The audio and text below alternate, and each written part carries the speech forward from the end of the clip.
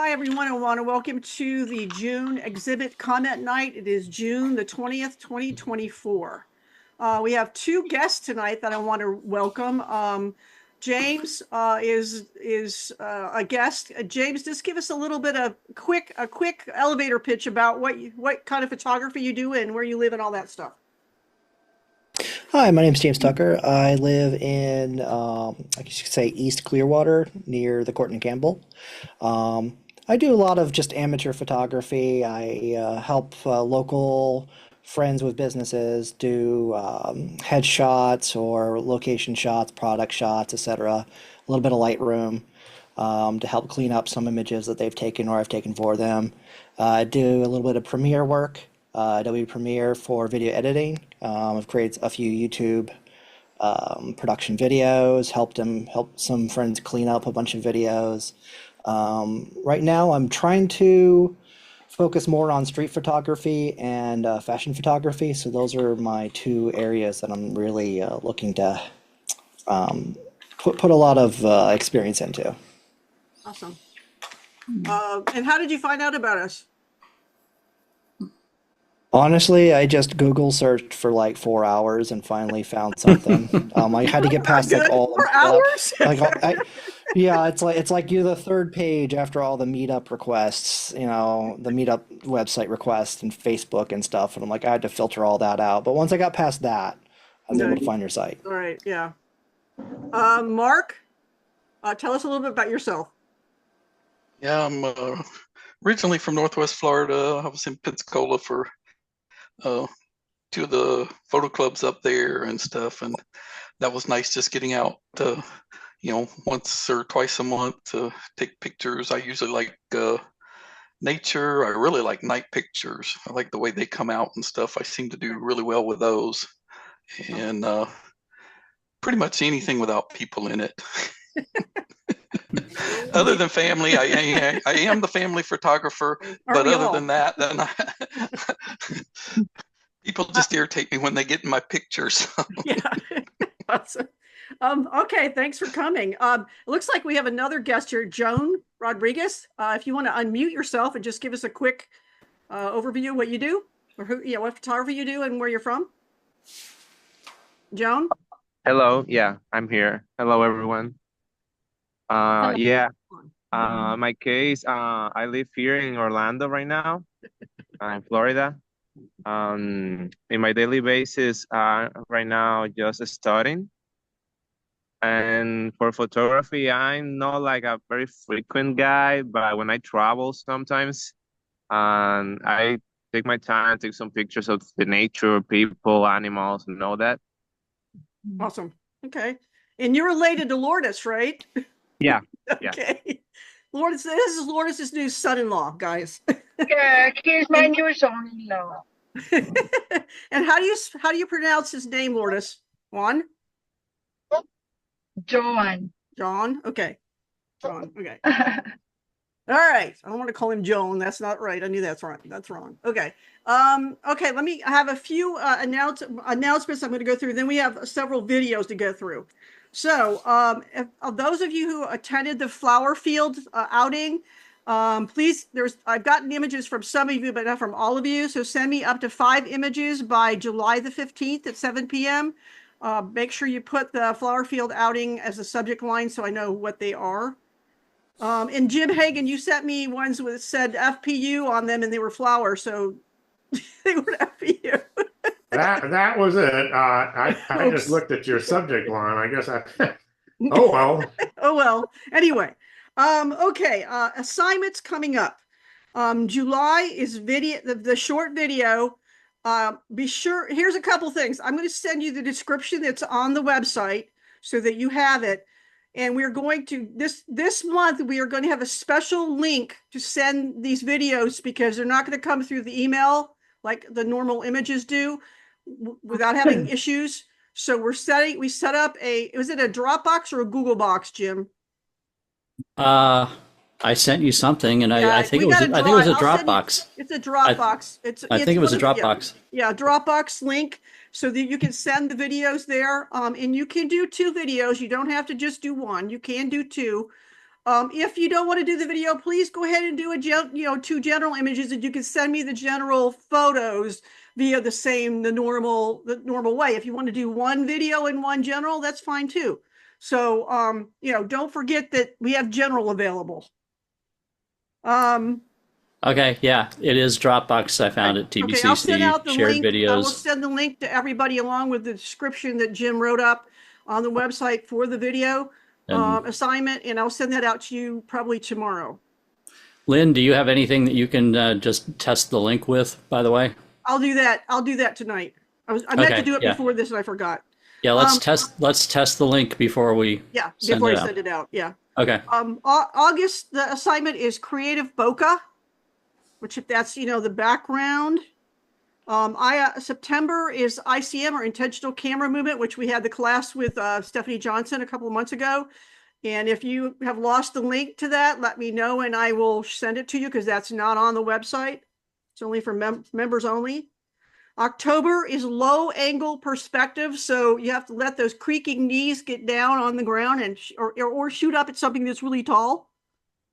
And then November is a landscape panorama with 2 rows minimum. So this one's a little tricky. It's not your normal panorama, okay? But we have a solution if you don't know how to do this. Let me go to the education nights. The education nights, this coming next week, we have Alan Shapiro, who did the food photography last year. He's going to be doing street portraits, which if you looked at the stuff on the website, his stuff is awesome. Wonderful. July is creative bokeh, which will get you ready for the August assignment. And that's Jackie Kramer, who was our very first speaker on Zoom many years ago, it seems like.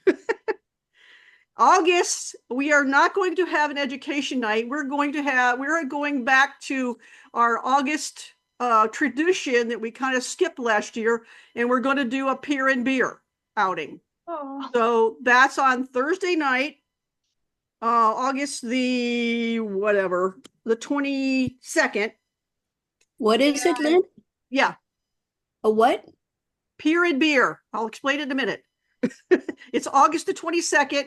It's a Thursday night, which is when we normally would have our education night. And we are going to meet at the St. Pete Pier. And we will run around, take pictures. And then the beer part of it is up in the pier, up at the top in the open air restaurant up there, or bar. We sit up there and have drinks and look at the city. Last time we did it, which 2 years ago, there was a huge thunderstorm out on the Gulf. So we stood up there and got some awesome pictures of lightning striking with the behind the skyline of St. Petersburg. So it was really kind of cool. And in August, you're very likely to get that again. So we started this when they first built the pier. It was our first outing after we had been shut down for months and months. So we kind of did it every year until we decided to do something different last year, but this year we're going to do it again. So August the 22nd is peer and beer outing. September education night is going to be Robert talking about how to create this panorama that has more than 2 lines in it. So that's what that's it. So it's going to be, it's basically it's taking pictures and then how to put them together. And then in October, we're going to have our member takeover, which that will be however many people we can get members to talk from 7 to 10 minutes about one short subject. So I'll be sending out requests for those soon. So that's October.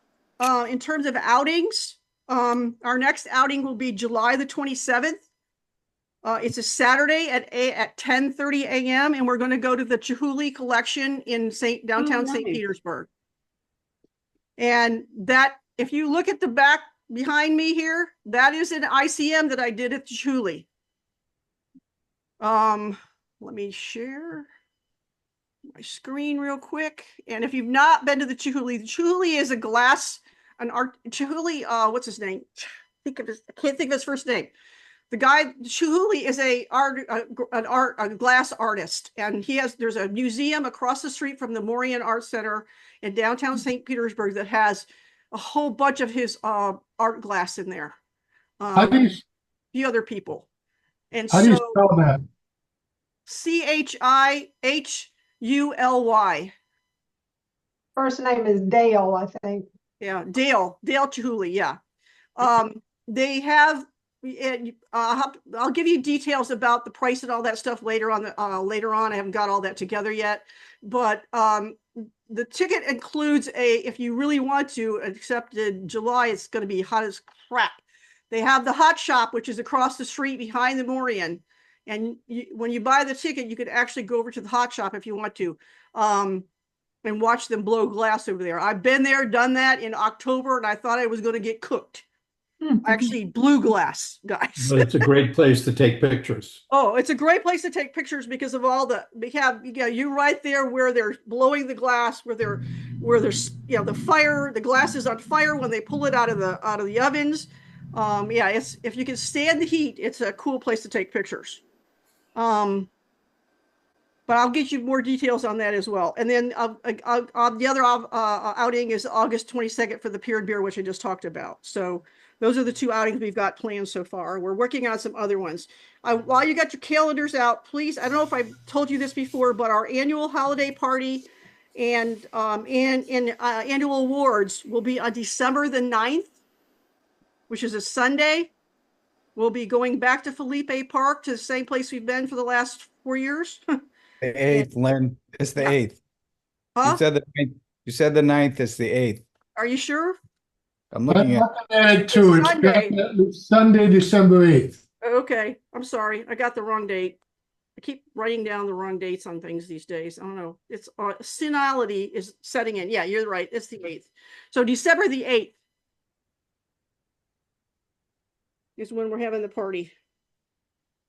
Jack can slice your brain to find out what's going on. Okay.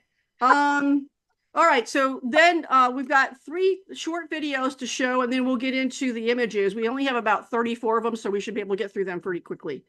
The first one is our monthly member feature. And this month it's Jim Hagen's image. Or his share. Okay, hold on a second. Let me get all this stuff in here. Optimize for video clip. Share. Can you see my screen? Yep. All right, let me pull up Quick Player.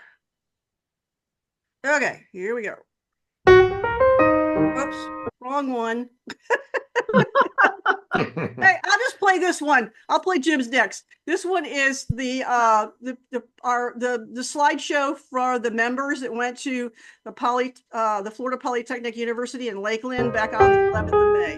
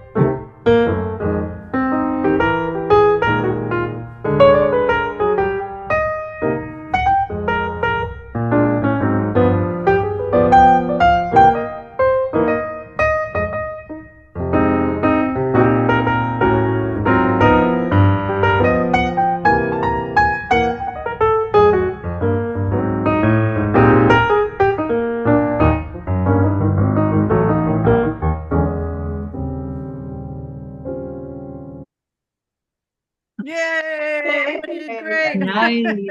Nice work. Yeah. Very nice. Okay, let me play Jim's. And then we have one more after this. Let's see, where is it? All right, guys, this is my first attempt at a video too. Hey, Lynn, before you do that, I've got a question. Is Luann here? No, not yet. Okay, never mind.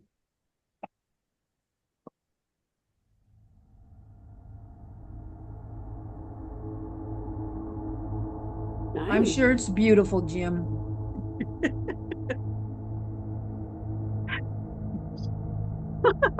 Fancy schmancy. Whoa, that's nice. Wow.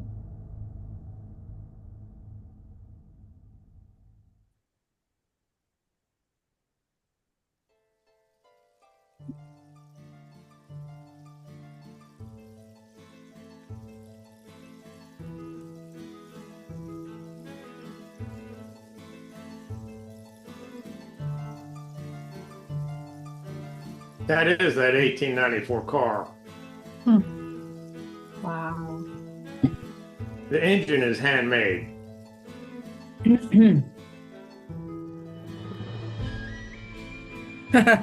Big difference between what we have now.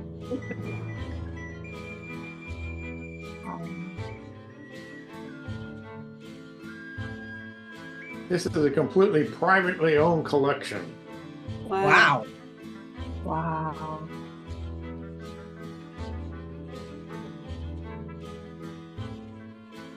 Privately owned. That's obscene.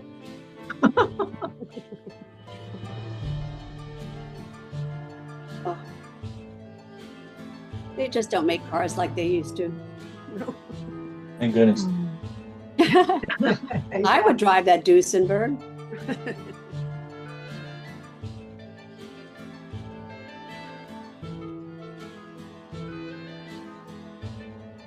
Hey, Jim, you could just enter this in the video thing. No, it has to be a video, not a slideshow. Oh. That is unreal. Oh, How many cars are there? When I talked to him, I actually talked to the owner for almost a half an hour, and he told me he almost like 300 cars. Wow. It's one person that owns it all? All of it. Wow. Sound effects. Oh, that's cool how you did that. This isn't your first time.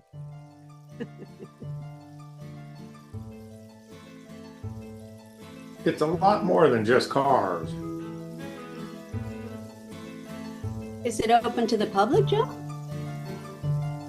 I'm sorry? Is it open to the public? Absolutely. This reminds me a little bit of the Simeone collection in Pennsylvania. Yeah. Wow. What does this man do for a living? He's not a doctor, I can tell you that.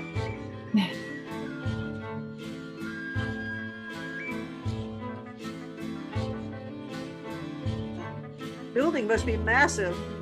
Look at the motors. Oh my goodness. This guy has got a problem. Wealthy hoarder. 5,000 pocket knives. 50,000. Like I said, he's got a problem. I mean, 50,000. Yeah, sorry. He Yeah. likes to collect stuff. He told me this is the first thing he ever started collecting. Does he have a wife? Vampire killing kit. He has a wife and 2 daughters. What do they collect? And if you ever wanted to kill a vampire, there you go. Wow.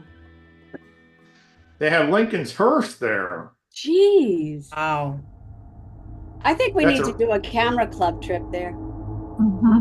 That's the actual hearse. The Smithsonian tried to buy it off of him.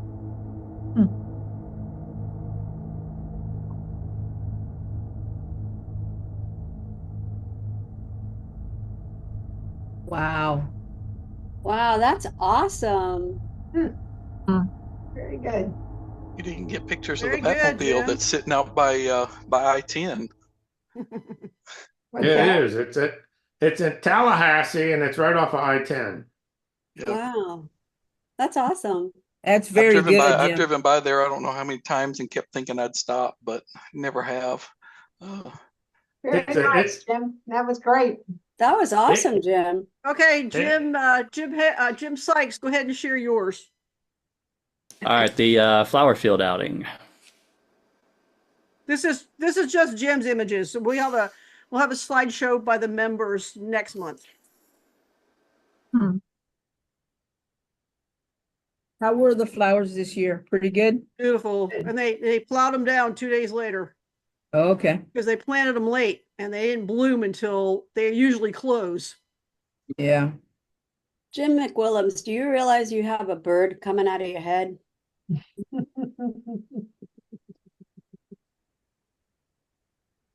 He's muted.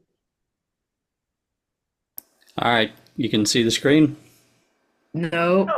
You're black. It's black. Yeah, it is black. Oh, then yes. Yes. Okay.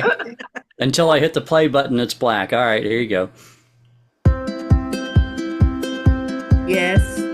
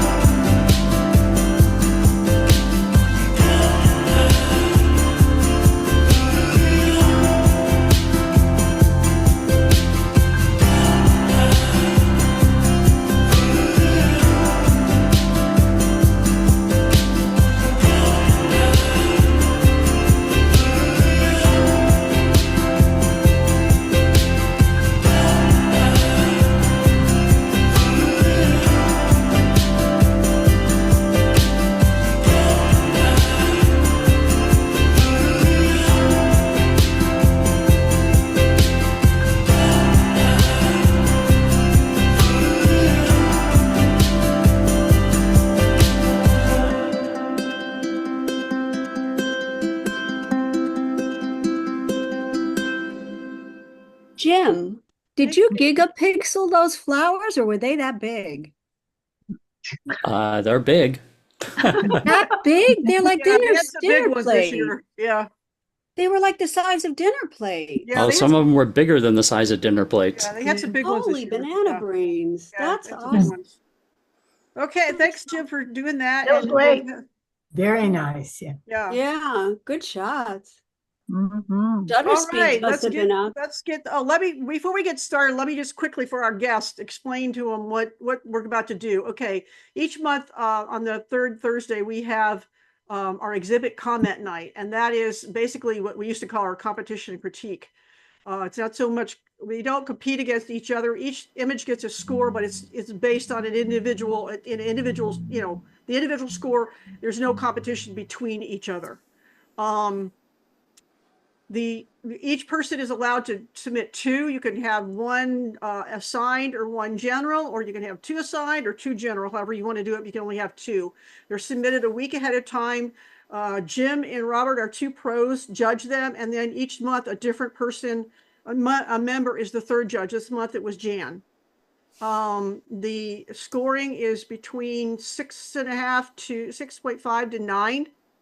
And then all you hear is the raw score between the, you know, the sum of the three judges. So you're only hearing the raw score. Assignments, assigned pictures get an extra point.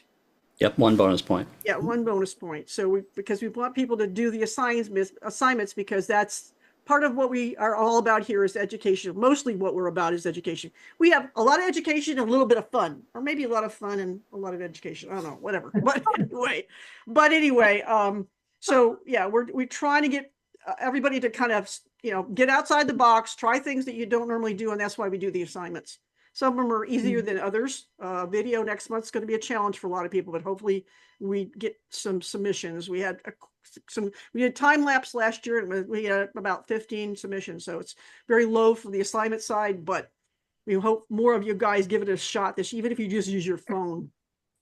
So, other than that, and then at the end of the year, we have our annual, the scores are taken into consideration. I think there's certain criteria. If you read on our website, the criteria for the annual awards, it's all there.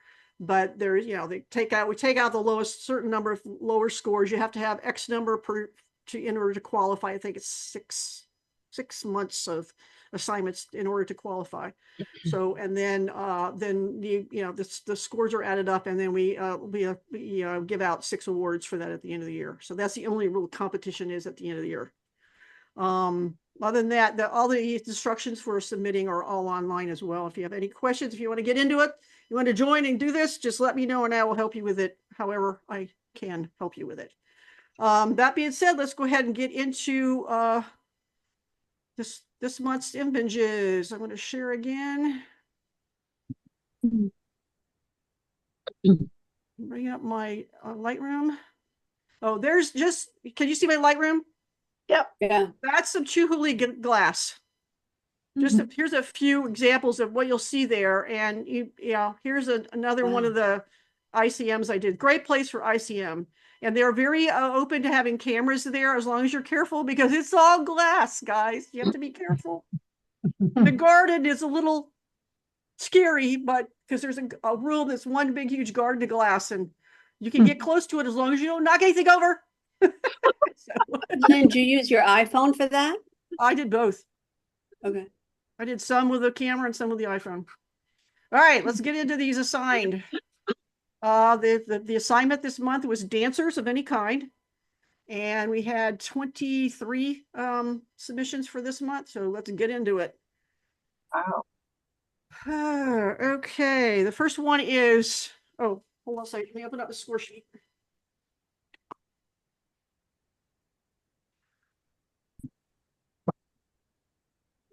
Okay. All right. First one is dancers take a bow.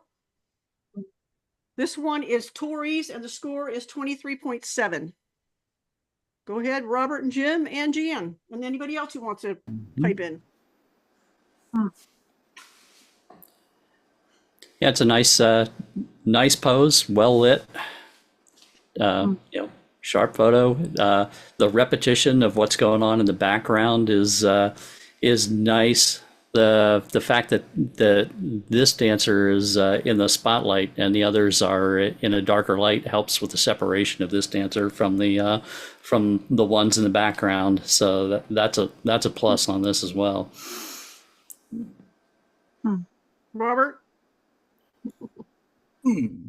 Major problem. Uh-oh. What's the major problem? Speak up. If you look at the pose of the main dancer, what's coming out of the rear of the main dancer? Yeah, I noticed that too.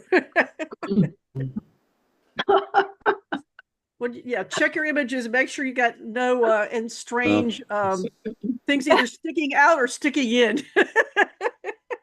When you're dealing with groups, it's tough to not have intersections. Although this is not the worst.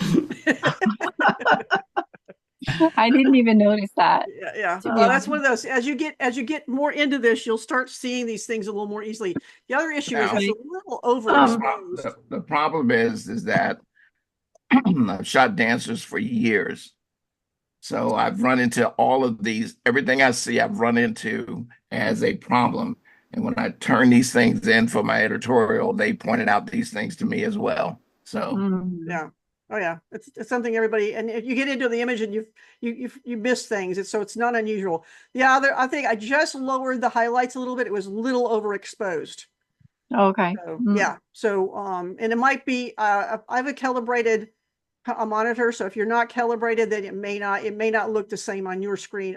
As well as the zoom has some effect on it as well. But yeah, it just needed a little bit. It was a little too. This is where we started. And this is where I went to. So yeah, now she doesn't have a white chest.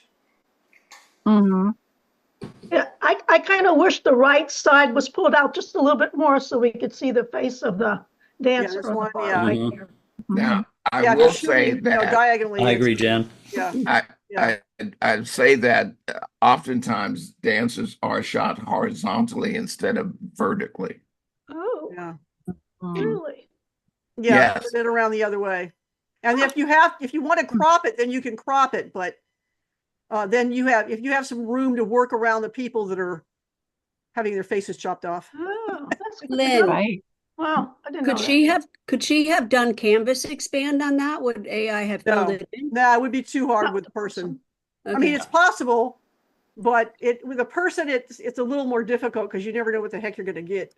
Yeah, you get weird stuff with appendages on people. Yeah. Next one is. Yeah, actually. Oh, go ahead. Okay. No, I was just going to say that picture was taken at 8:45 that Thursday that it was due. in St. Pete. Samia's done a little earlier, Tori. Yeah, that happened to be. But you know, just guys, that she did day. something that I hadn't even thought about. She called dance studios and actually went and she had 3 dance. You said 3 that said, "Okay, come and shoot." Yes. Yeah. Mhm. Oh, that's pretty cool. She took it seriously, just a little late. That's nice. Yeah. Yeah, unfortunately. The next one is The Predator and Prey. This one is Sylvia's, and the score is 24. Where was this, Sylvia? Busch Gardens. The new Oh, ice at the show. bush. Oh, wow. You guys are so clever. It's beautiful. Yeah, this has a nice strong visual impact to it. This looks like it would be an advertising poster for the event. Yeah. It even has kind of the processing, the way it's been done, almost has a graphic arts look to it. The way the skin is on the man, the features and whatnot. It almost looks like it's been turned into kind of a poster art look to it, and it works on this one. Yeah. It doesn't always work, but on this one, that look is working. Robert, Jan? Sounds good to me. Yeah, I love the emotion on his face. Yeah. I think she did a great job capturing that. Well, the thing that makes this work is both emotions. His and hers both have interest in them. Now, hey, if it just been his, then we'd have a problem. Although I don't know how you could not have emotion when your head is upside down that close to the ice. Well, I want you to notice the hand gesture on both. Yeah, well, she's a dancer. She's an ice dancer, yeah. Right, and that's what I mean by the emotion, because it all carries through. And there's going to be another one I'm going to point out about the hand as well, and how it can and cannot work in an image. Okay. Next one is, I don't think I'm alone. This one is also Sylvia's, and the score is 22.5. All right, Sylvia, that last one was yours. Yep. Yes. Now, Sylvia, I know what you're going to say. all right, I want you to say it for me, because. Well, it doesn't depict dancing enough. This looks very static. Right. Yeah. Yes. I kind of thought that too. I just love the expressions on the girls' faces, and maybe I should have submitted it in general. Yeah, I mean, yeah. Or I mean, I think my first thought was,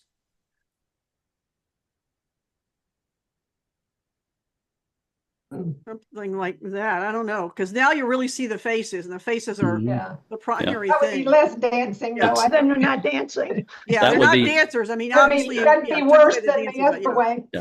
Yeah, That would be good in general, what you just did to it, but it's still, too static for dance. Yeah, I really thought that. I thought, I don't know if this is going to work. I realized that, but gotta give it a try. Yeah. I love the fact that you presented the ticket, but the ticket was denied. Oh, darn. Okay. Thanks. All right. Can I write that down, Robert? Write that one down. Next one is Dancing in Sunshine. This one is Susan's, and it scores 23. Pretty. It's good that you can tell there's motion there with her clothing, with the skirt coming around the legs. It does look like it's twirling around, and it's a fun expression that she has. It does carry through that you can tell she's enjoying what she's doing. The moment of the pose itself seems a little awkward as far as what moves were probably involved in that dance. Yeah, try to. And the hands. If she had her hands out here or something like that, it would have been better. Yes. Yeah. That's what I mean by the hands. The hands have every part. When it comes to dance, every part of the body has to exude and exemplify dance. And hands are a big thing that the choreographers work with the dancers on, right down to every fingertip where they're supposed to be at every point. That the hands are very highly choreographed in most cases. Think of Bob Fosse. Bob Fosse hands. Is it Bob Fosse? I think Fosse. Yes. Anyway. I think it is Bob Fosse. Yes, it was. Yeah. Next one is Ice Cabaret Dancers. This one is Jim McWilliam, and it scores 22.9. Jim McWilliams. Is Jim here? I know he's here somewhere. He's in the background. He might be here. He might not be. He's been having problems with his computer and his mic, so he may not. Yeah, he had technical issues. Yeah, so Right. just go ahead and talk about it. Yeah, but look at what's killing this image, and I mean killing it. The people in the background. Right. Mm-hmm. Yeah. So you have to pay attention to your frame. And there's, the one face that we do have on, there's a good expression on the face, but the lighting and shadows on the face are Really weird. are not helping that at all. And I assume this less weird like texture in this must be from the background that's behind them. Yeah. Like a Yeah, screen or that's a screen, and you're actually seeing the pixels of the screen back there. something? Yeah, that was a very difficult place to shoot. That whole background is flashing and it's all, computer generated lights, and Yeah. it was kind of a nightmare, really. Next one is dancers, sassy ballerina. This one is Tori's, and the score is 22.8. Yep, did capture the cute expression there. Got that. Yeah. I'm missing the dance. Yeah, these little kids, though, that's about as much as you're going to get out of them. That's. I've seen these No. kids. Really? I've seen these kids do a little bit more.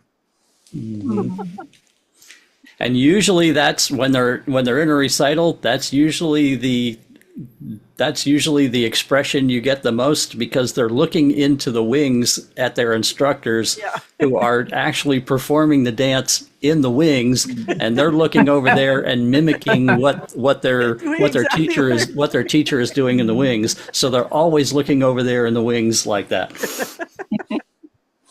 This is true. Yeah, this one's a little overexposed as well, Tori. Oh, okay. You watch your exposure. See, I know it's hard with this, crazy stage lighting, but yeah, it's just a little. Yeah. Just curious, Lynn. I'm just curious to see if you eyedropper what should be like the black floor, and see where the white balance goes. Wow, the little. You could warm that up a little bit. Yeah, but, that's better. Yeah, right there you go.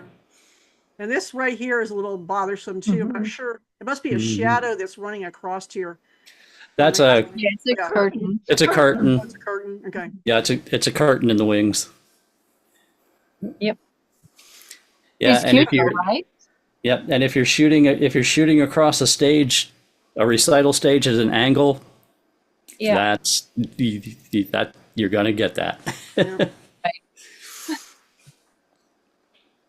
Just so you can see where we started and where we ended up. Oops, right here. Okay. All right. Next one is the turn. Can I share my screen, Lynn? Yeah, this is Lourdes's, and the score is 21.9.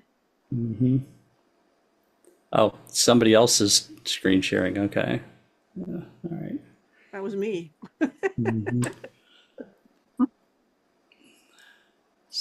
All right, let me find the screen that I need. Hang on.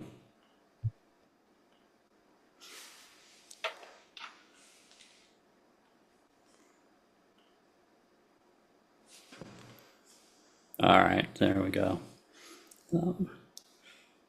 That is this one. This one, correct? Yeah. Yeah. Yes. Yeah. Let me zoom in on this. I can't.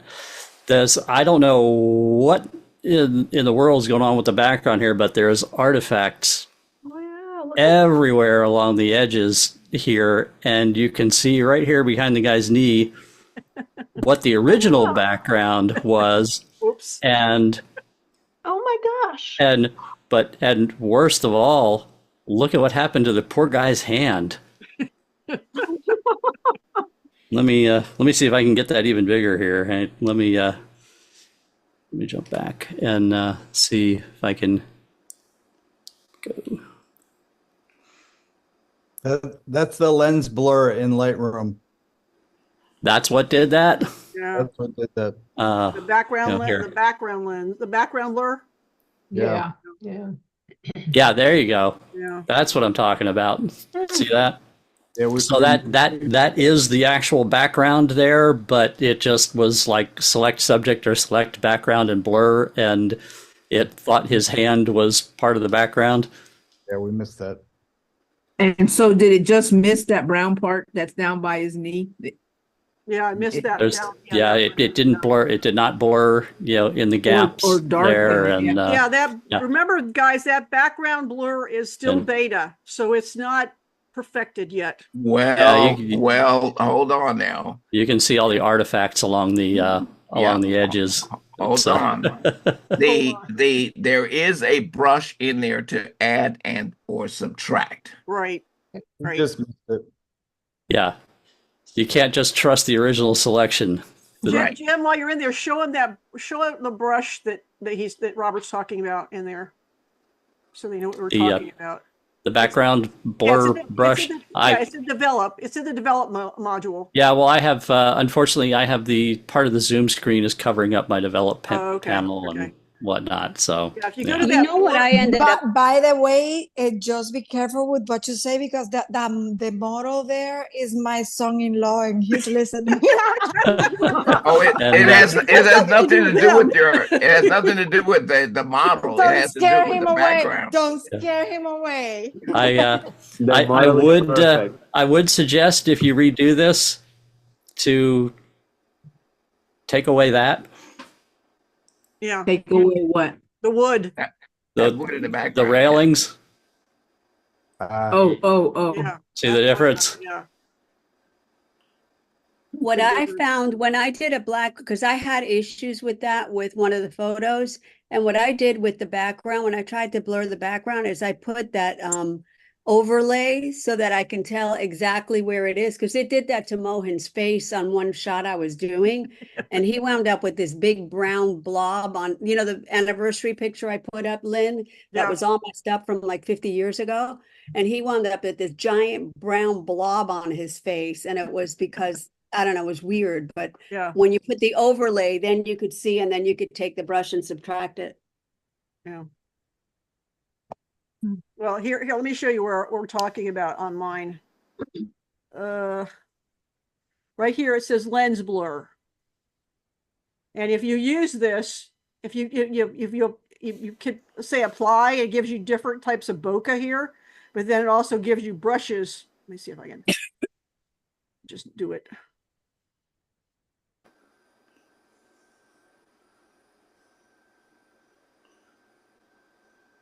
Like, where is the background? It's already been blurred. Okay, so you get once you apply it, you can, boost it. You can move it around. If you move this thing around, you can see they're blurred now. Now the background's blurred by moving that around. You can also grab the handles of that and shrink it or expand it. Exactly. And You can see the depth by the colors that are here. So you know what it is by the colors. And then you have the ability here to either brush on the focus or brush on the blur. So you can add the blur if it's missed somewhere. This also looks like it's been, it probably went into masking and was darkened in the background as well, because that has nothing to do with blur right there between his knees. So yeah, this is relatively new in Lightroom, and they took off the early access, so I guess it's not in beta anymore. This is what's in beta. Where is it? Where is it? Where is it? Oh, this is the beta. Yep. The spot removal with generative AI. This does not work great, guys. So you can. Yeah, it's pretty clunky. It's pretty clunky compared to Photoshop. So if you try this, be forewarned. It's gonna be very frustrating, believe me. But yeah, this is still a beta. So anyway, moving on. Next one. And Lost my score sheet. Hold on a second. yeah. This one is the dip. This one's also Lourdes's, and the score is 22.1. And this one, if you let me share my screen again, okay. There's issues beyond the background blur that I'll point out.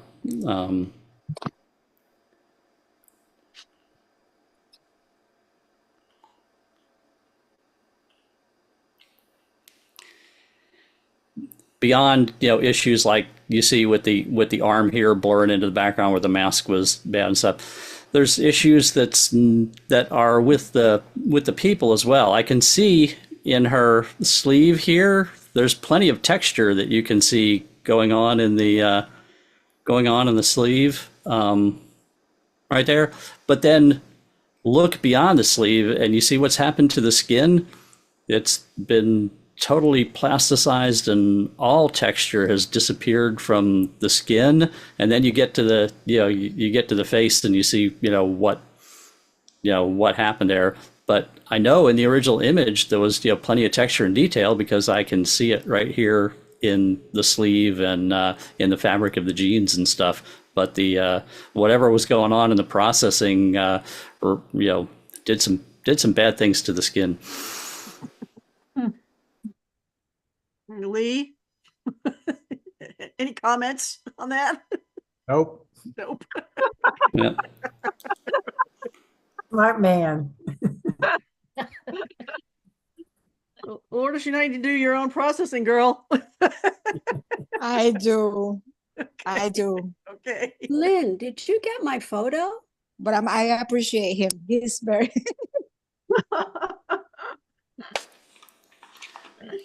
All right, next one is the dancer. This one is this is Karen's, and the score is 22.9. Karen, Yes. it truly is the man in me. I'm sorry. I know. I take full responsibility. I I didn't know see where it he's going with before. this. I know where he's going I with know this. where see to. it. I know too. Yeah, Yes. right there.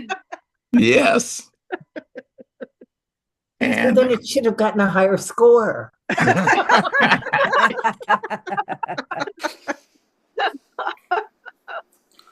yes.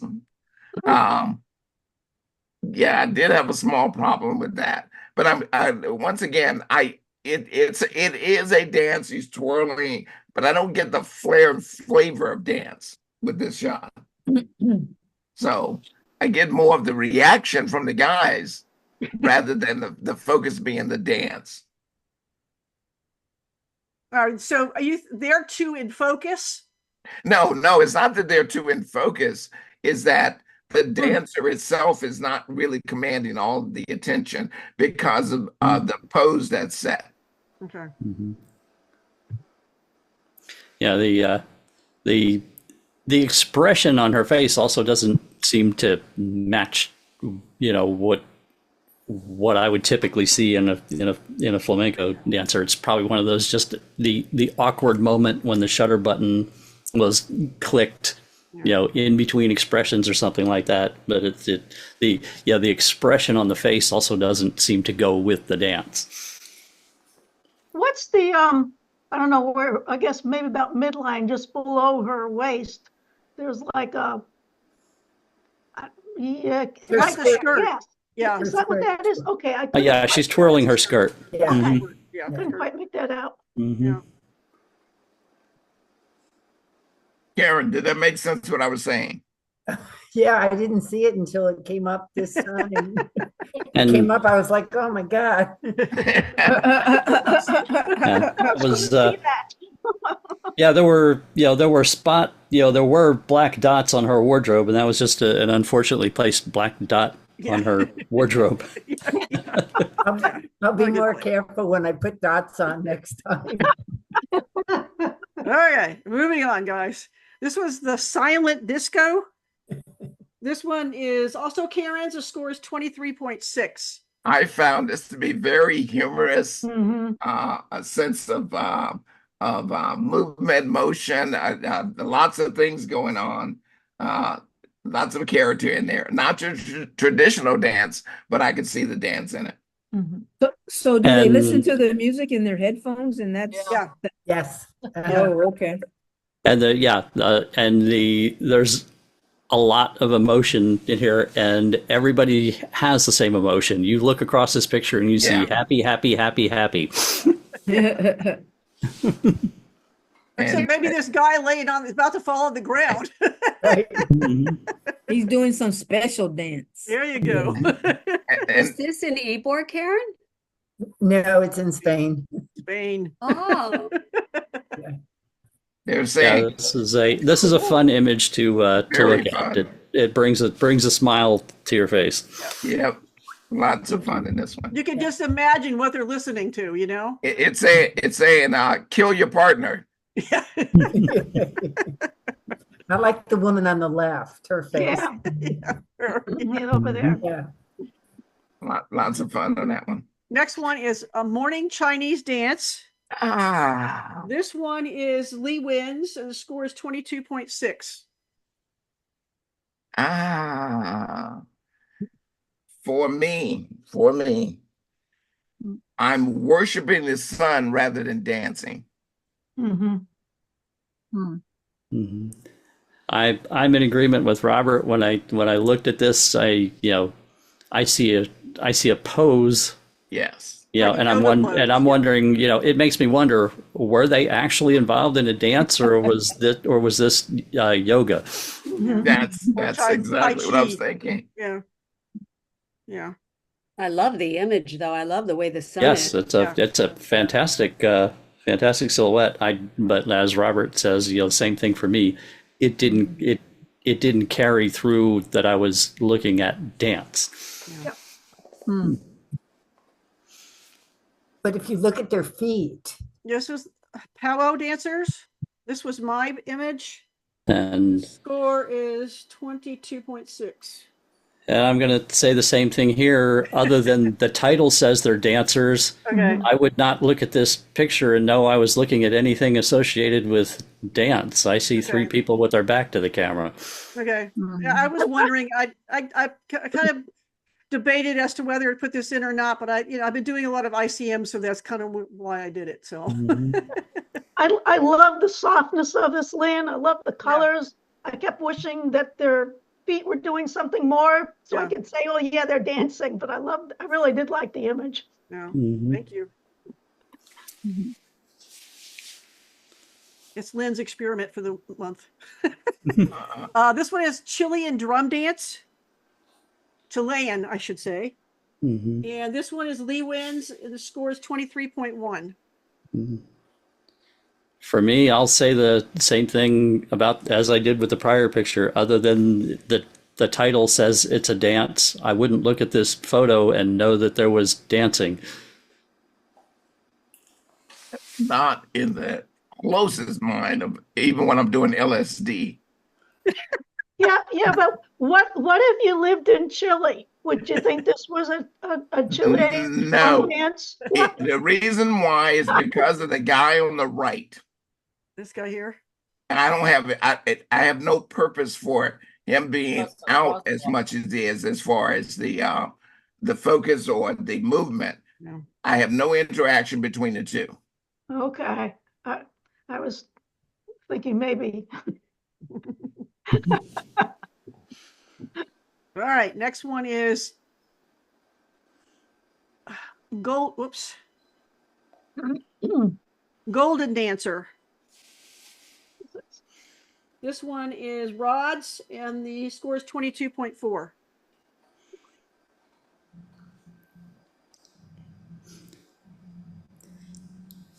Speak, people. Speak. There's definitely some emotion and expression going on in that. Definitely captured that in this one. I couldn't really tell that she was dancing, though. I was like wondering what this black thing back here was. Yeah, me too. Or the cape. It looks might be like part of the standing dress. back there. I don't know. Well, look in the front. It's dark in the front. It just looks like it carries on into the back. Maybe. Oh, Yeah, it's just a.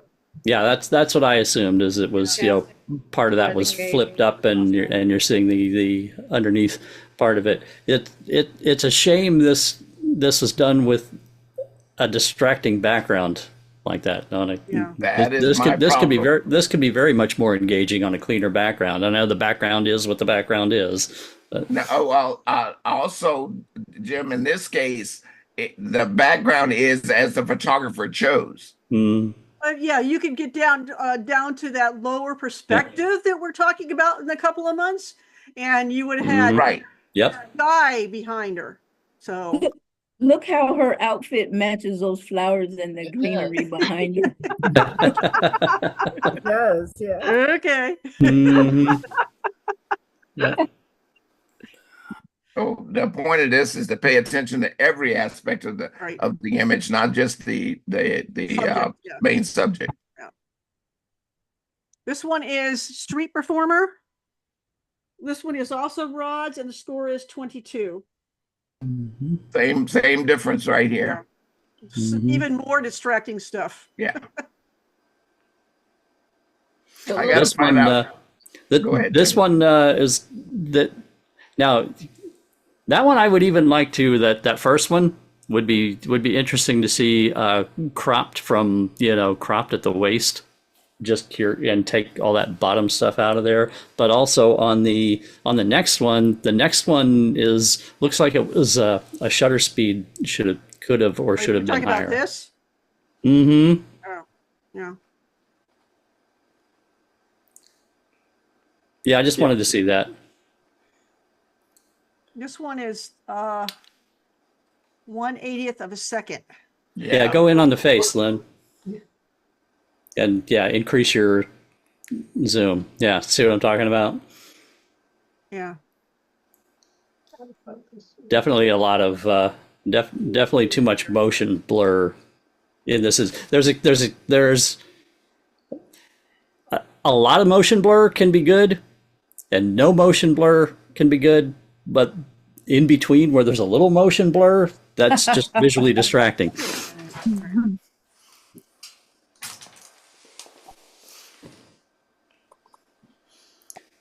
Later, we're going to see some really good motion blur. This one is called spinning. That's not bad as far as the motion blur. This is Lee's, and the score is 24.2. In this one and the next one, and I do have samples if you want to see before and after, but the picture frame right here, well, the picture frame coming out, you can't see my mouse, never mind. The picture frame coming out of her chin and into her shoulder at the top and coming out of her back there is kind of a an awkward framing there. The other reflected picture frame is actually not bad. It actually gives some depth to that side of the image. One? But that one, her elbow points.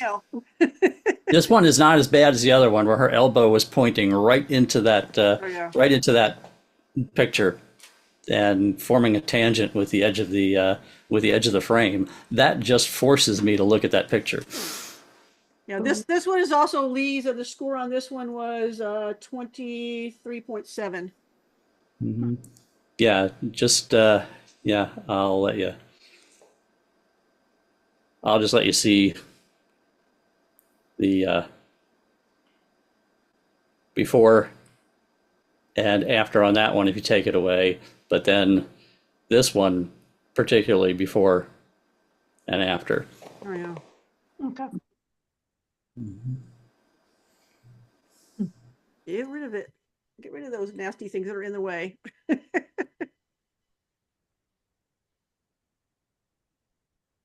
Be careful, Jim Sykes. Lee knows your address. All right, the next one is Highland Dance Competition. Oh, I wish I could talk to Jim McWilliam. I'm sorry, Jim McWilliam. And the score is 22.6.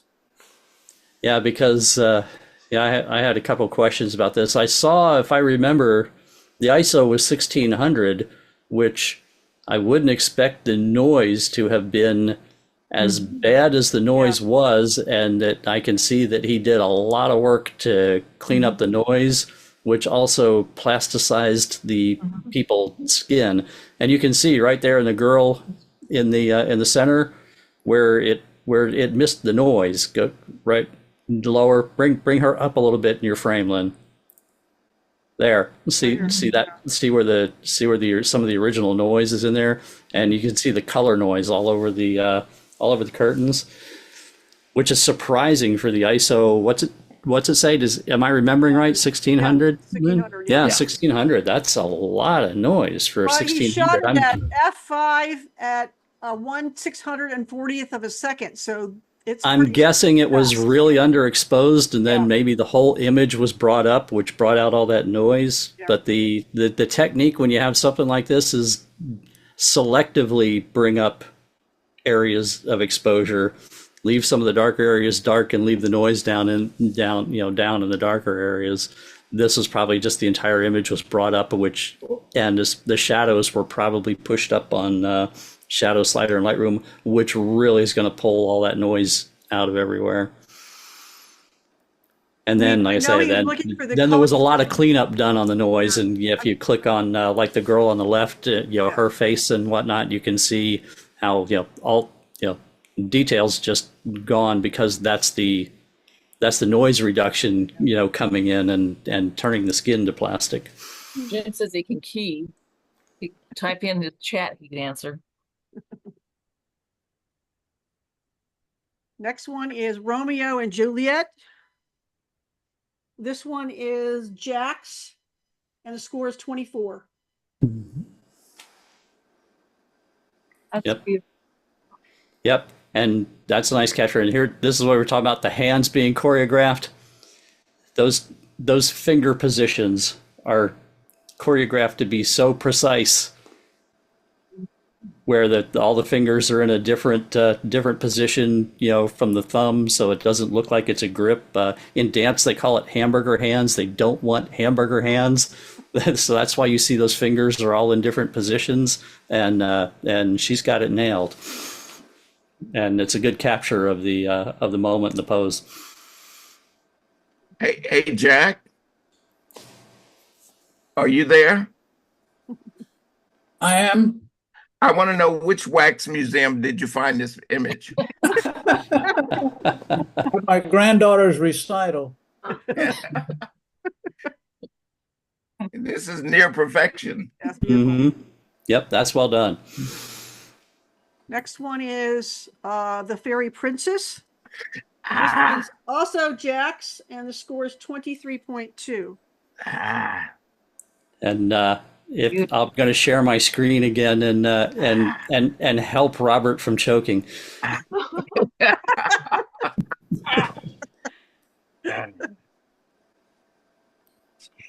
So yeah, there's we got this is the fix. There you go. I see. I can do that, Jim. Yeah, that's a whole lot better. Yes. How did you do that? There's this software called Photoshop. Oh, really? That's the original again. I need to see I need to see what you did. Oh, the guy. The person away. There's two people behind her. Mm-hmm. Yeah. Yeah, it's two people behind her. So did you do like AI thingy? No, I just used the remove brush in Photoshop. Yeah. It took me 3 minutes to fix this picture. Really? Literally. That's it? Fine job. Yeah. Literally 3 minutes. Jeez. I just didn't appreciate the lighting is beautiful.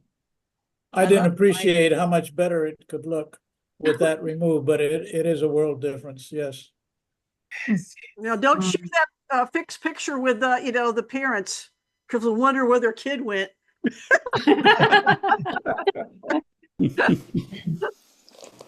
And we'll just say they went backstage.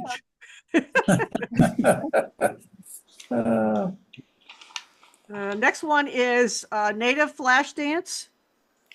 This is Nona's, and the score is 23.5. Nona, are you here? I don't see No, her. it's not here. I don't think so.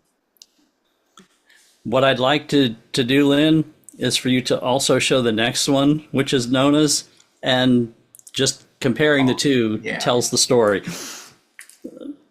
There's good motion blur, and there's not so good motion blur.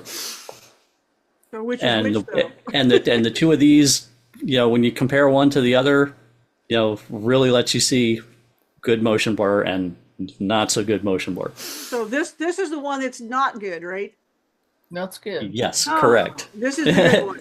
Now look at that one. Thank you for clarifying that, Lynn. That was like, okay, I'm not sure. Well, see, this one, the face is a blur and it's just a little blurred. This Yeah. one, the face is not blurred and everything Yeah. else is blurred. Yeah, This you is can the kind of you shot get I should have used too. you get to anchor on the expression Yeah. of the dancer in this case, and then get to appreciate all the movement that is going on with his costume and his regalia and everything. In the other one, you've got no anchor point. It's all a blur. Yeah. And the score on the second one was 24.1. Go back to the one prior. Oh.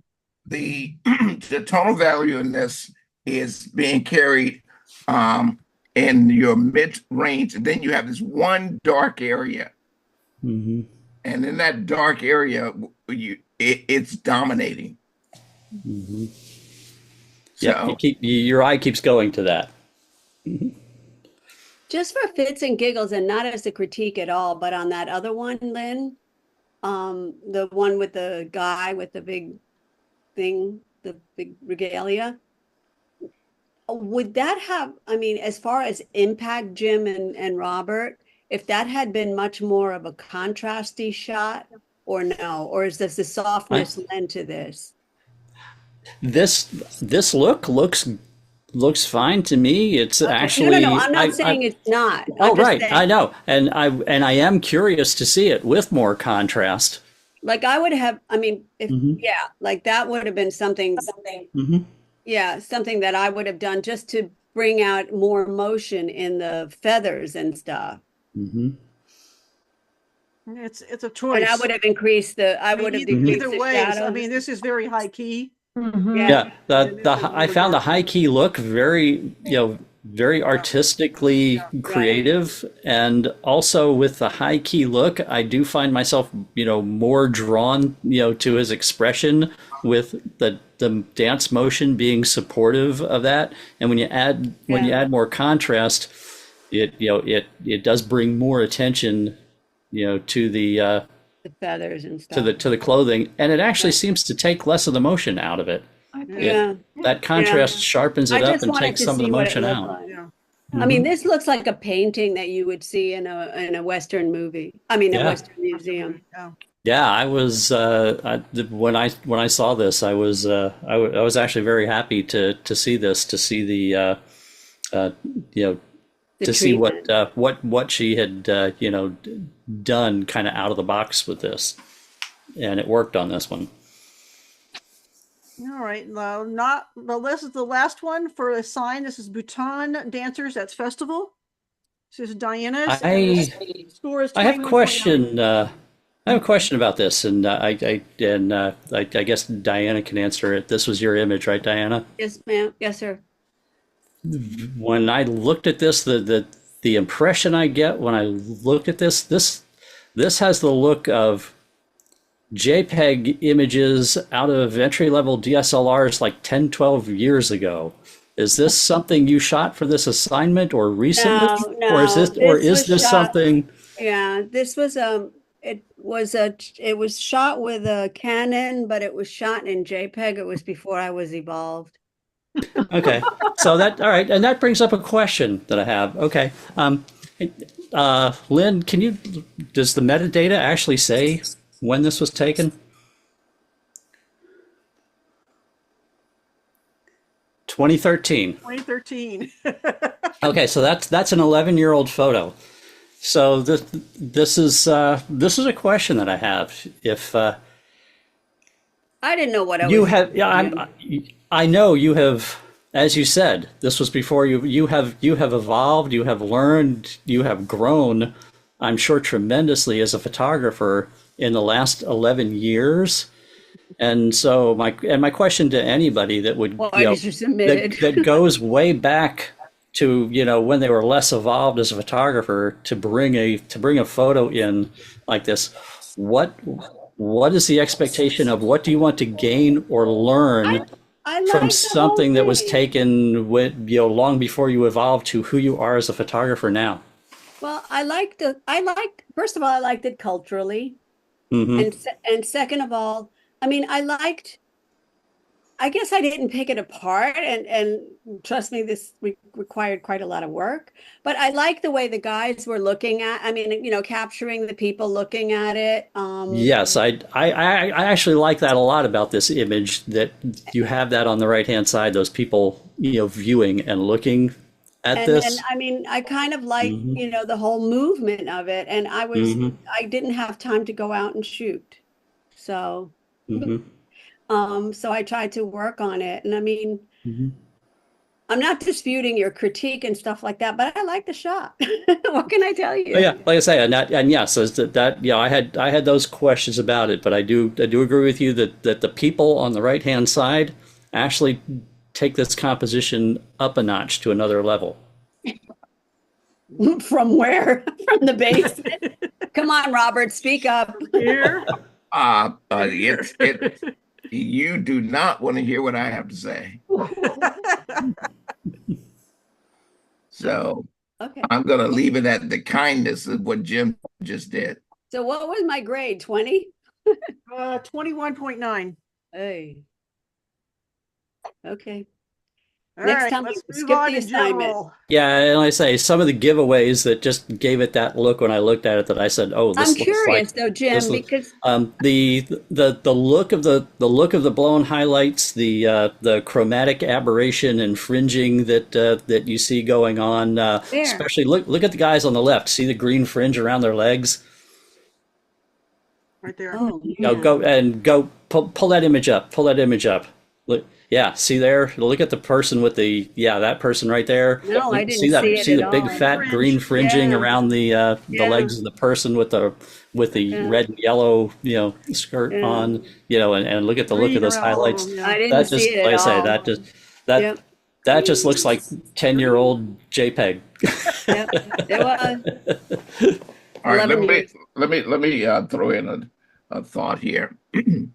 All right, to the people that are visiting, yes, we are that detailed. Yes. If you are afraid of growing your craft, then this is not the place for you. But the thing is, I should have let me looked go for ahead. that. Let me finish the thought. If you do want to grow your craft, all you have to do is spend 6 months with us Yep. and watch Yep. your work change. Oh, but Yep. you can stay longer. I would like for you to stay longer, but 6 months, your work will change. And I would say this: if you were any of the new people, if you could see Diana's current work versus this 11-year-old image, you'd see how she's grown as a photographer. You'll see it in general. 1,000% grown. Yep. All right, let's go For to general, sure. guys. All right. First one in general is Waiting for Sunrise. This one is Kathy's, and the score is 22.4. Kathy, you moved me. What? You moved me. Yeah, That's not easy. this has a very nice emotion to it. The emotion of the colors, the silhouettes, what's going on in the scene. This is a very calming image to look at, and it's very well composed. And I you didn't had- cut anybody's head off with the I know, horizon. Robert, and I had you in mind when I took this picture because I was standing up there for a long time, Spacing and between here and here. yeah, and I had lots of time to compose this Good. before the birds showed up. And You I have, kept thinking, Robert's gonna kill me if the heads hit the. It really worked out nice, that the framing that you've placed the people in, and then the element of the birds, and even the fact that there's not birds intersecting with their heads. And Yep. I might have taken a couple out, but well, you did But good. pay attention to that. Yeah. You did good by doing that. Yeah. Um, I mean, this is showing patience, waiting for the picture to come to you. So that's one of those things that it's hard to That's, do. It's really hard yeah. to do. Have you have you been watching or listening to anything by Jay Maisel? oh no. That's his thing. Find the spot and then wait for the picture. Oh, okay. Well, Yeah. I was there for like 3 days. This was Yeah. the last day. So I knew the birds. You know, I was always there at dawn and I knew the birds came, but this couple just happened to be there. So I took advantage of that. Yeah, I mean, Oh, it yeah. wouldn't Hey, have Lynn, been the will you same do picture without them. will you do me one favor, Lynn? Yeah. Zoom in on the woman's head. There is something going on there. There's something going on there. That's where she removed a bird. I think that's where a bird got removed. No, actually, it wasn't. It was probably even the bird over there is a little bit fuzzy. I just never saw that. Yeah. Yeah, just the back of the head. That's what it is. Yeah. That's an easy fix. Yeah, very easy. But yeah, this is very, very calming. Thank you. Next one is Fairy in Flight. This one is Susan's, and the score is 21.8. Susan, please give me a different backdrop. That's where she was. I understand that. However, you can tell these people that you need the shot for the camera club and you need a different backdrop. Sorry. She's the Queen Fairy at the Fairy Festival at Bach Tower. I get it. You got to talk to them though. Got such a strong pose, the muscles, the veins, and all of that.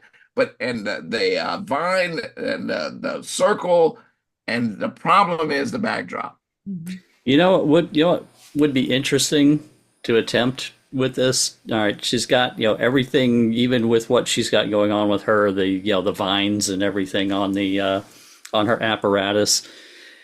You see the background of the trees below her. Oh yeah.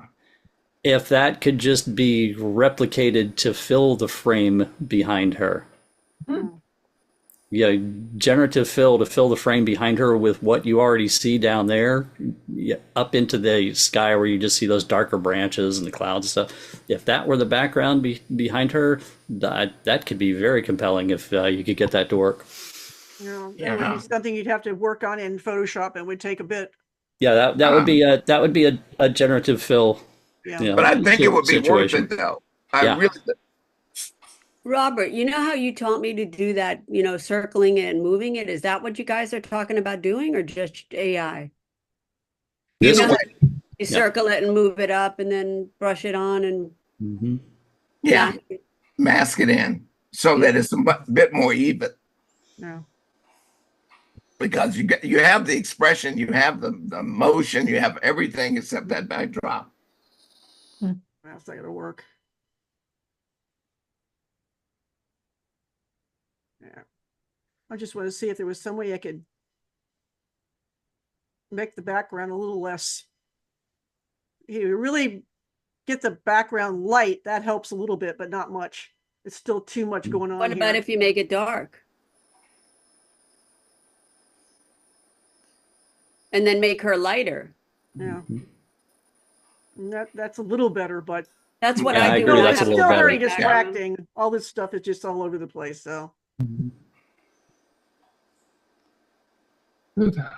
next one is Lighting the Way. This one is Jim Hagan, and the score is 22.5. It's a nice time-lapse capture. Do one thing for me, Lynn, with this. Turn on your crop tool and bring it up to the base of the tree line that you see there. There you go. You can go a little lower. You can go a little lower. It's there. Yeah. All that other foreground isn't part of the story. Do you need to have a lightning trigger for that? No, that was 30-second or 25-second exposure or something like that. You just leave it open and if it's shooting, you're going to catch it usually if you get the right timing. Yep. I have never done that yet. Yeah. It's in the summertime, it's a great thing to do if you got the lightning in the off in the distance. Set the camera up and you can use the mirror even and do it for 20-30 seconds and just put a timer on it? Yeah. You put I a also like timer? the fact that even for a 25-second exposure, you've still got some pretty sharp stars. Yeah. Mhm. Stars aren't bad at all. I But mean, don't stand close to Jim. No, no, no, no. That's not, Jack. I think you're wrong in this one. This is the time, Diana, where you take Jim with you, and then the lightning will come. yeah. I will bring the lightning to you. You guys But were we don't talking want it about that close, Jim. you guys were talking about that beer and pier, and y'all were catching lightning, and all I was catching was garbage. Well, we have to work on that then. Yes, we do. That's why I'm asking all the questions. Yeah. I mean, it's one of those things where you can use a trigger, It but was, it's a lot easier and just so, to open it up. Yeah. This was Jim Hagan? Yeah. This was Yeah. Jim Hagan. Yeah, Jim, it was pretty dark where you were then, I'm guessing, too, because you shot that at f2.8 for 25 seconds. Correct. Yeah, so you didn't have any street lights or anything like that going on, did you? Even it was on There ISO well, 500. there was right in front of the lightning bolt on the right-hand side. There we had some light pollution, and I think that's why those stars were obliterated there. Uh-huh. But yeah, I was actually out there trying to shoot the Milky Way, and all of a sudden these thunderclouds rolled in. So Yeah. you take what you get. Yep. Yeah, you got it good. Gotta get 'em. Yeah. Is we were this on a shooting the bridge timer, one time Jim? and we ended up getting lightning. Yeah. Is this on a timer or is it just It's a 25-second exposure. Yeah. okay? All right. Next one. Oh, let me reset that one. Hold on a sec. The next one is Golden Sunflower. This is also Jim's, and the score is 23.1. I like how you worked the back side of the flower with backlighting through the petals. Yeah. That was a nice artistic choice that you made on this. Yeah, that was obviously out at that sunflower place, and the sun was right in its face, so to speak. So that's why I took it this way. Mm-hmm. Yep. It's very out of the box for what 99% of sunflower pictures would be, and it worked. How did you get the dark background? Just so let everybody know, Jim. Well, it was just a matter of like Jim said, Photoshop. Right. Actually, I think I did this in Lightroom, but I just Yeah, captured this the subject or whatever it was, and then just obliterated the this back. would be an easy, that's a very sharp, subject, very easy to do a select So subject you or go select into the mask, background guys, and you ask it to do the subject, and there you go. And then you just go to you invert it. Oops. And- Wrong place. and it has the background button too, which is already you can does do the that for you. background, or you can invert it, and then you just lower the exposure, and you have a black background. Yeah, in this particular case, there was a bunch of sunflowers around it, and it just Right. didn't look that good. So I got rid of all those. Yeah. Awesome. Yeah. Well done. Next one is Woody's Breakfast. That's cute. This one is Kathy's. The score is 22.8. Great shot. That's a great shot. Yeah. Yeah.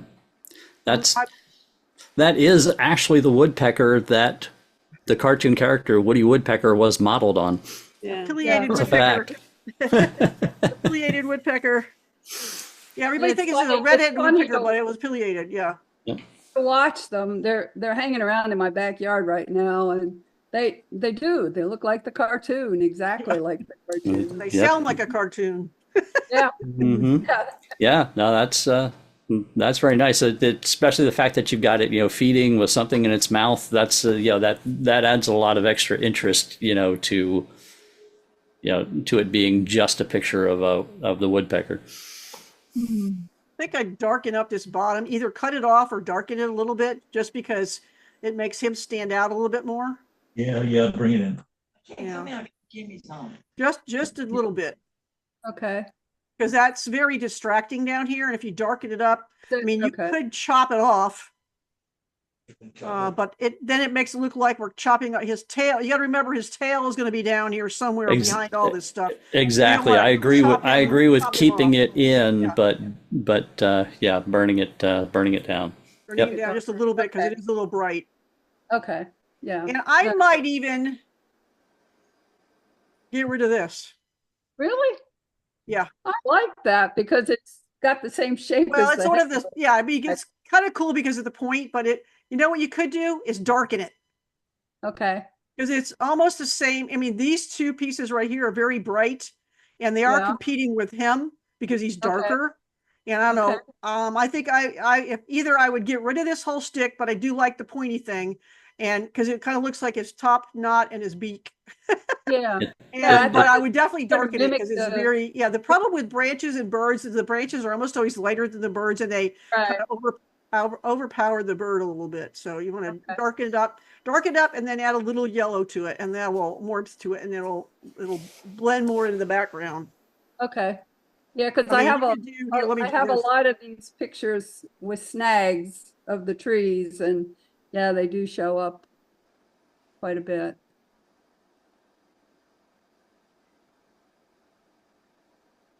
Oh, okay.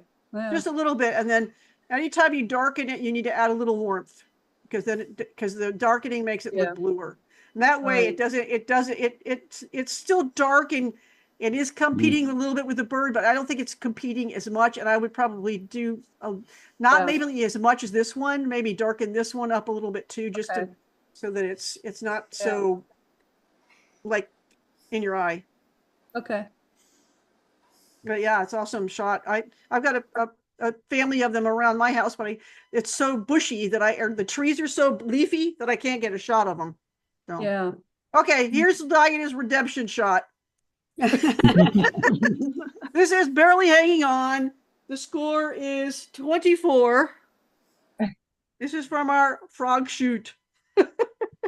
The high key look is it is works well with this. Yeah. Works really well with that flower.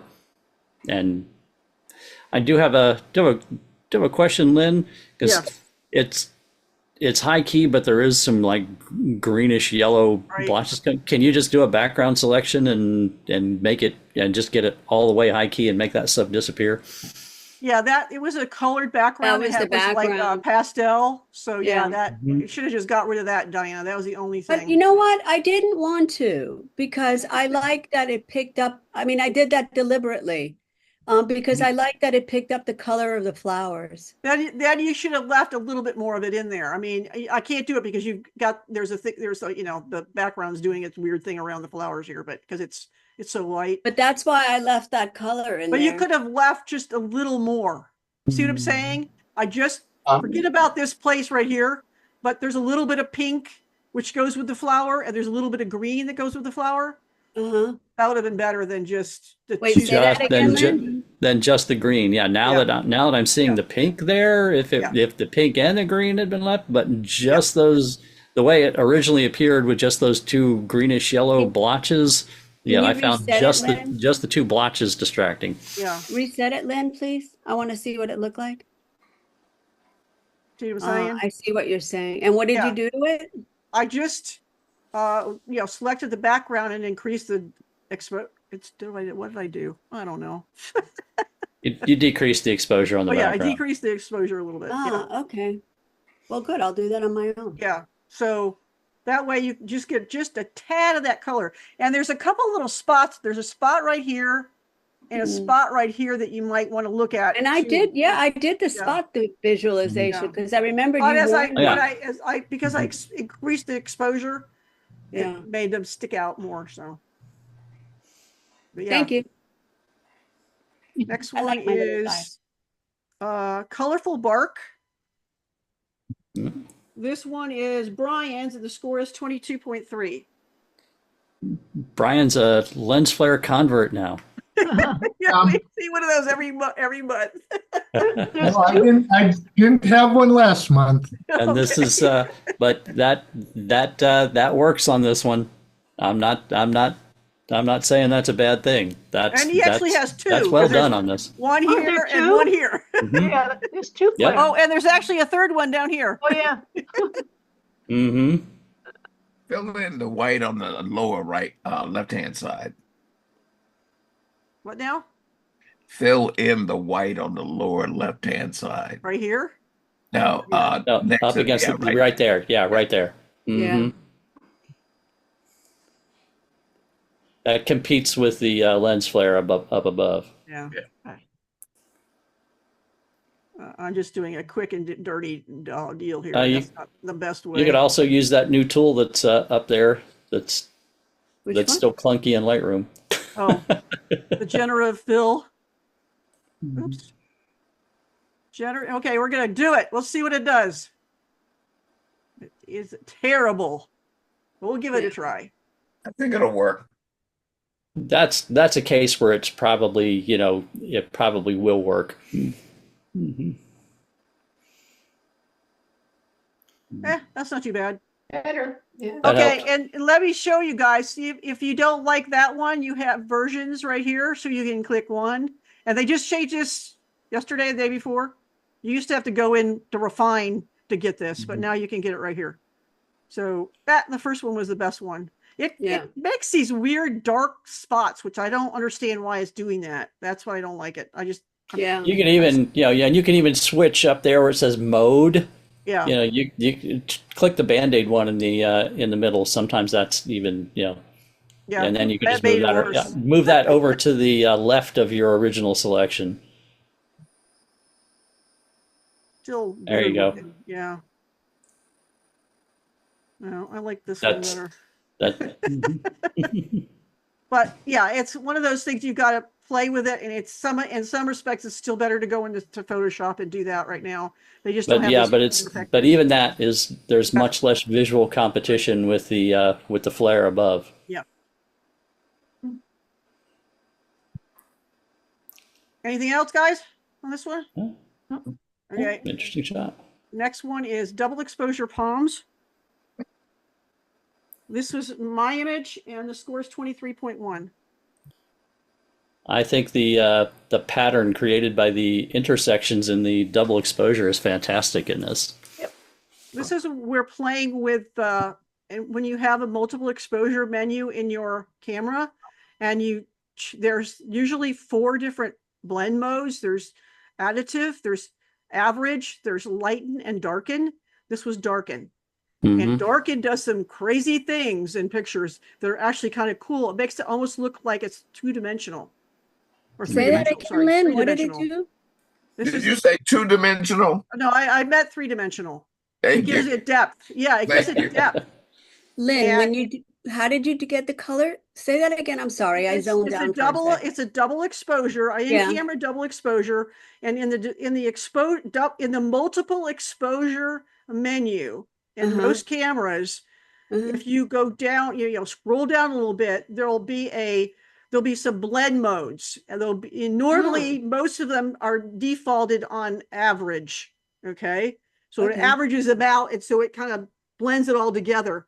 But there's also additive, which is kind of like overlay, and then there's darken, and then there's lighten, and this is darken. And darken, I've been playing with the darken blend mode a lot lately, and I saw this, I'm like, holy cow, what did this just do? Yeah, I don't think I can produce it again, but that's the cool part about double exposures and ICM and stuff like that. So it's in your settings. Yeah, it's in your settings. Yeah, in your menu. In your camera menu settings. Yep.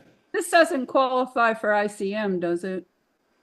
Technically yes, because it's multiple exposures and I move the camera.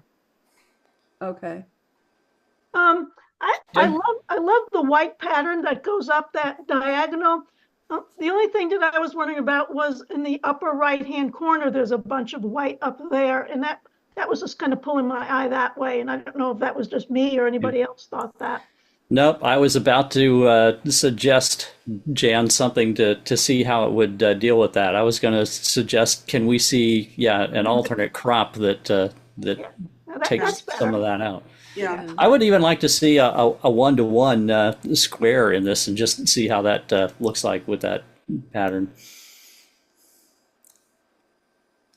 And pull it down to the lower left. Pull that down to the lower left, not in the middle. Yeah, there you go. Yeah. Yeah. Good. Thanks. Yeah, I like that. Playing. So this is all about playing with your camera.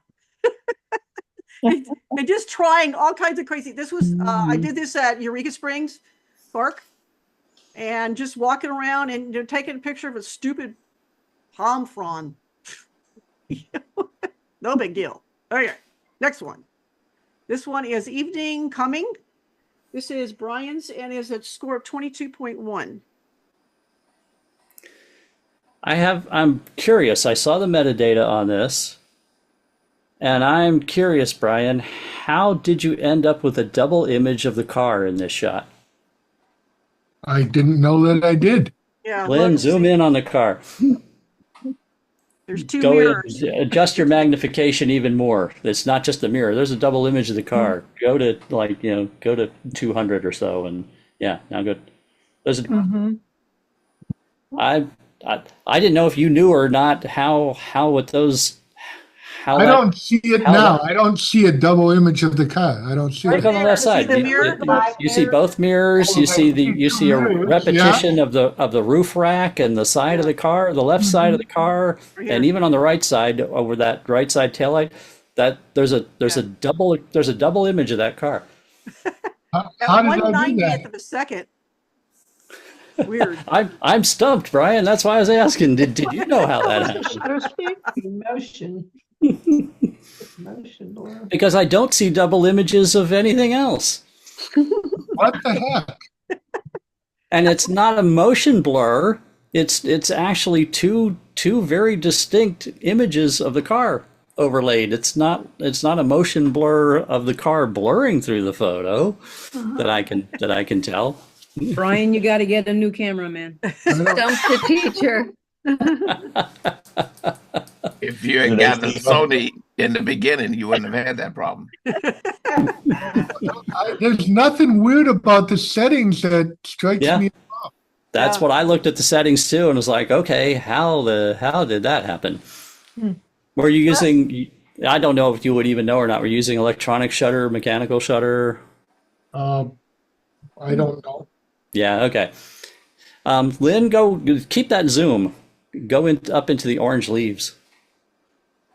Yeah, it's out of focus. Oops. Well, yeah, there. This is something I want to point out, and I know, Lynn, you photographing flowers, you experience this, that something to be aware of when you have very vibrant colors in the yellow, orange, red end of the spectrum, even though your image overall is not overexposed, the wavelengths at that end of the spectrum can overexpose, and yellows, oranges, and reds, when they're bright with respect to the rest of your image, you can lose the detail in them. You can actually blow the highlight. You can actually blow the highlights in specific colors. And and Lynn, don't you experience this with Oh yeah. I with constantly- orange, yellow, orange, and red flowers? Yellow, orange, and red. I'm constantly playing with just that particular color. Yes, I use the luminance in the HSL panel a lot for that. And So how did you do that, Lynn? And You even just when targeted- you're photographing, this is something to be aware of when you have very vibrant colors in the yellow, orange, and red part of the spectrum that you want to hold detail in, even though your camera's meter and your histogram is telling you that the image itself is not overexposed, those particular colors within there can be overexposed, and you have to remember to even underexpose the image to try and hold the detail in those in that part of the color spectrum. So I'm in the color mixer, and I have it. I don't have it on the point color, but you could do that now too as well. But I'm What using is the that? HSL screen, and I'm down at the luminance. I use the little what is this thing called? The pointer. Target. Yeah. A target, and click on the nut. Oh, whoops, I didn't take it. Click on here, and then scroll down to darken it. Yeah. In this case, the detail was already lost in camera. Those colors were already overexposed, and so that the details were clipped out in camera. You're not going to recover them. But that's what I'm using this as a teaching example to tell you when you have a situation like this. Even though your histogram and your meters is telling you your exposure is good, underexposed some more to not blow the highlights in that end of the color spectrum. Wow, I didn't know that. What was the other thing on that, Lynn? Go back to that panel. So with flowers and with fall foliage, you got to remember and watch out for that. Go up, Lynn, please. Go up for a second. Is there a rule of thumb, Jim, as far as how much you'd underexpose? No, the best thing to do is if you have time to take multiple shots, zoom in at maximum magnification where you expect to see detail in those colors and see if you've got detail in those colors or not. And then, and then adjust, because a lot of it has to do with the way foliage reflects infrared and ultraviolet wavelengths. Right. Which are not being shown in your histogram or calculated by your meter. Super white. Lynn, what's the difference between the mix? I'm sorry. I was going to ask, would shooting HDR help in that situation? Yes. Okay. Maybe as long as the leaves aren't moving. What's the difference between point? Go back up. Point color is you use the pointer and it picks that particular color. Oh, okay. And then the mixer is the old panel that has all the luminance, saturation, and the point color tool can give you more precision within certain color ranges. Got it.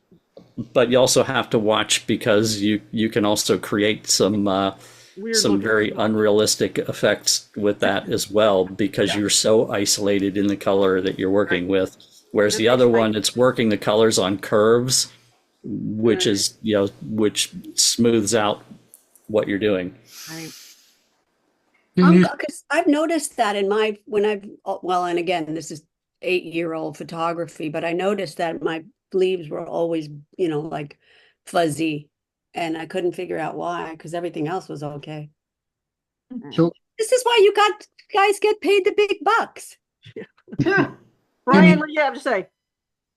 can you speak to the composition, please? Oh yes, the leading line, the S curve in the road, the placement of the car within that triangular opening within the trees and in the light and not in the shadow. Yes, all of that, well done. Okay, thank you. Would you crop up any, Jim, from the bottom a little bit? That would actually, for me, take away some of the leading line effect that I have from the road by taking some of the road out of it in this case. I'm just, I put a radial gradient right here, Brian, and just opened up the light down there so that you can see that curve a little better and see the trees back there, so that it's not just this dark hole. Mm-hmm. Right. I'm saying. Thank you. Yeah, but the fact that you got that car right in that sunlight and not in the shadow in front of it or the shadow behind it was well done. How you got the car twice in one photograph, I don't know. I'll have to go back and look at the raw and see if I can figure that out. And that was before how he figured out how to do multiple exposures, so we can't do that. Yeah, and it's only the car. I mean, you can look at the trees and see every stick and twig is a single image of every stick and twig and whatnot, and it's just the car. Great. All right, we got 2 more to go.